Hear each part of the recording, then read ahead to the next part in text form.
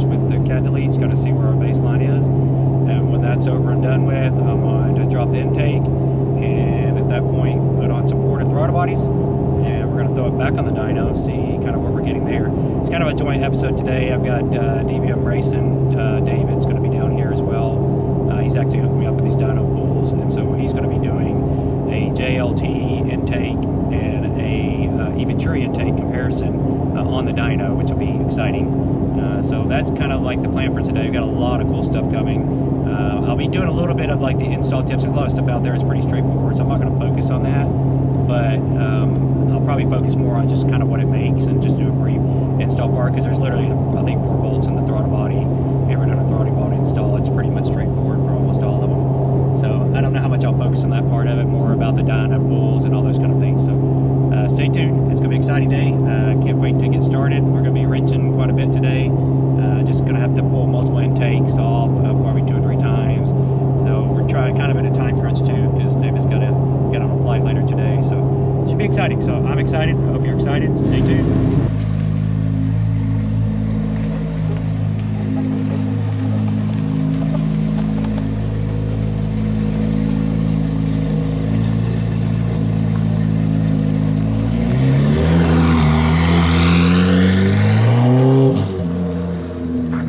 Alright, so we're at injected, getting it put on the dyno. Going to see what it makes with just the cat deletes, and then from there going to drop the throttle bodies.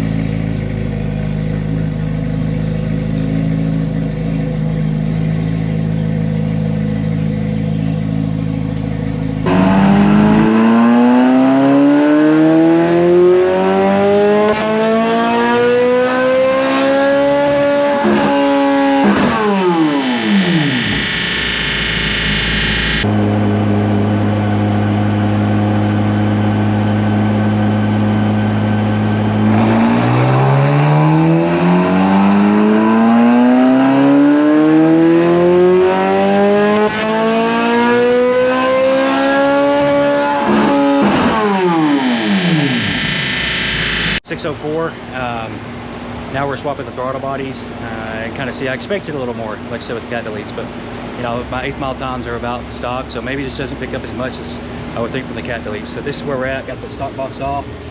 Took like 5 minutes. It was easy peasy. We're gonna take these throttle bodies. You can see this is what they look like there. I'm gonna set this in here.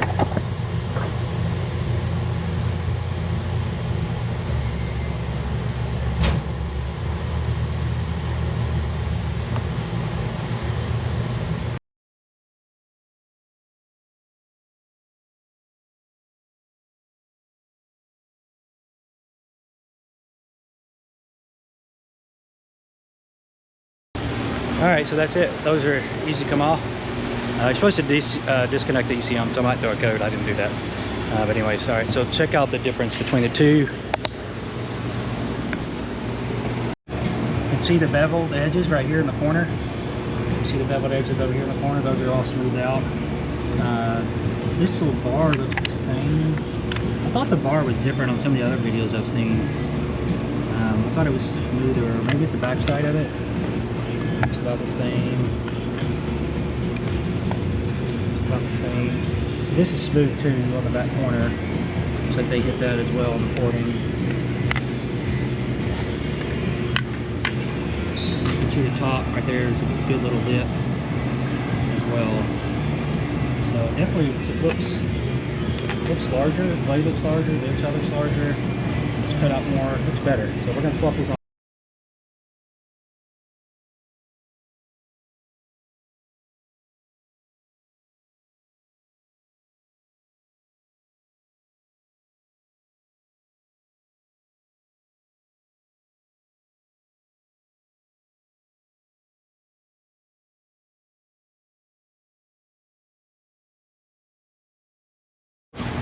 I got stock iron box back on.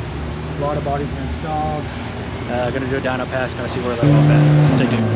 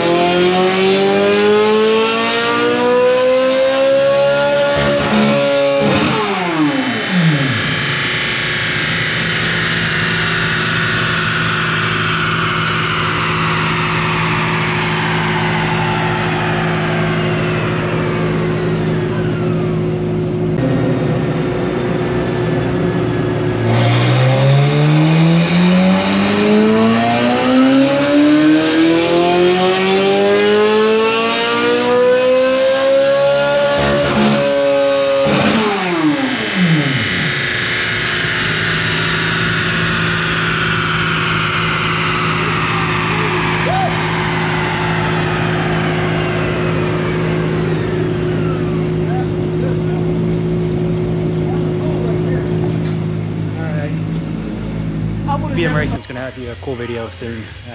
Anyways, this is kind of behind the scenes. I just got my car pulled out. He's got his car installed. He's doing his intake comparison. So just wait for that video. It's going to be good, interesting news. All right, so we're done. We're back. Baseline numbers were 603, 413. I've got multiple within 1 horsepower of each other. I think one of them might have been like 604, but it was kind of a weird reading. We were having some electromagnetic interference issues. Initially, we got that kind of squared away. So I'm going to post the graphs here. You will see on the post graph where it's 619, 427, and then 620. The torque number on there is unreliable because it gets a spike from the electromagnetic interference.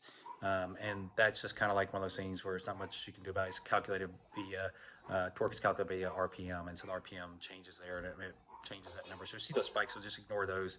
But overall, I had, I think, a total of 3 passes post, and they were all 619, 620. And the torque you picked up here, 16 wheel horsepower, 14 wheel torque, which is pretty impressive for, you know, having ported for $350. You can buy new ones for like $700 from them that are ported.